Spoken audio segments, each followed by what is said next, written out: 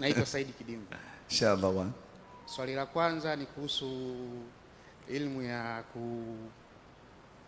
kwa mfano mtu anaenda kufanya jambo jema, anaenda kutoa sadaka, anaenda kutoa zawadi kwa watoto yatima, lakini anakuwa anajipiga picha alafu anaposti mitandao. Nini hukumu ya hilo? Mosi. Alafu pili, siku hizi imetokea, ulikuwa unahitimisha hapo mwishoni Sheikh Shams, mashehe ndio kioo kikubwa katika jamii ya Kiislamu, lakini siku za karibuni imeonekana kama mashehe mnautia aibu Uislamu, mnapigana radi wenyewe kwa wenyewe, mnakuwa mnatoleana maneno mabaya. Kwa hiyo mimi nafikiri au ulikuwa anatoa wito kwa Shaabasi, kwa mashehe pia kuweza kujitathmini.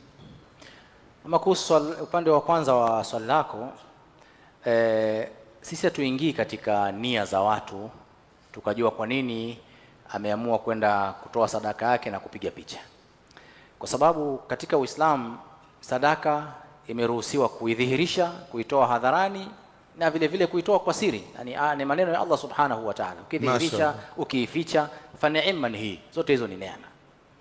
Na kujua kwamba huyu mtu amekwenda kutoa sadaka ili adhihirishe, ili ajionyeshe, hii ni baina yake na Allah subhanahu wa ta'ala. Wakati mwingine sisi kama watu wa taasisi za Kiislamu hizi unapewa sadaka, unataka ufuturishe watu, sawa. Mtu yuko sehemu nyingine kule, sasa unataka kuonyesha kwamba imefika, unawajibika kwamba upange zile sahani, uweke na chakula, uweke na bango la mfadhili kwa mbele kule, kwa sababu amesaidia nchi nyingi na kutokana na uaminifu. Kwa hiyo unachukua picha ile kuonyesha kwamba Sheikh, hapa ndo sehemu yako ambao unafuturisha. Humtarget mtu, unatarget lile tukio lilioko pale la watu kufuturu pale. Sasa hiyo haiwezi kuwa kwamba ni ria au nini, kwa sababu ni tawthiq, inama al-a'malu binniyat, kwamba mimi nataka tu mwenye nani aone. Labda wewe vile vile kama mtu binafsi umekwenda kwenye kituo cha yatima, umegawa zawadi nini, ukapiga picha, ukatuma kwenye group lenu la family kwamba mashehe, kuna watoto wa yatima tuwakumbuke katika mwezi wa Ramadhani. Hapo ni jambo baya, ndugu yangu Muislamu? Sio baya, lakini mtu anaweza kutafsiri huyu bwana anajionyesha. Labda swala la nia tumwachie Allah subhanahu wa ta'ala, tusiliingilie, kwa sababu huwezi kujua yule kafanya vile kwa nini.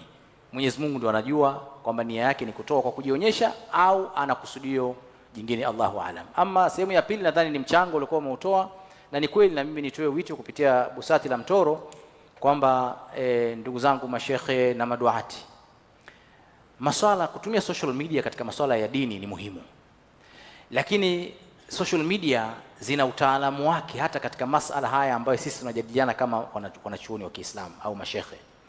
Unaweza ukatumia mtandao wa Zoom mathalan, mkafanya radi mnavyotaka nyinyi. Zoom mkawasha Zoom na shekhe fulani yuko mkoa fulani akawasha Zoom yake, mkaalika watu mnaowataka wakaingia katika ile Zoom, mkaanza kupigana radi pale na watu wanawasikiliza na mnaonana kwa picha na sura. Ni mtandao. Kuliko wewe ukakaa kwenye msikiti wako, studio yako, chumbani, ukamradi shekhe fulani ukaituma tu kwenye social media openly, wanaipata watu wote kwa ujumla. Mtu hata ameingia kwenye dini juzi tu anaingia na kukutana na radi za Waislamu. Hatusaidii. Ziko channels za ilmu ndani ya social media ama tunaweza tukazitumia na tukapigana na radi kule na watu nje wasijue, na tukaelimishana na watu wasijue, wakajua wale tu wapo katika muhit wa ilmu ile, au wanafunzi wenu mkawaalika wakajiunga, wanakaa wanawasikiliza.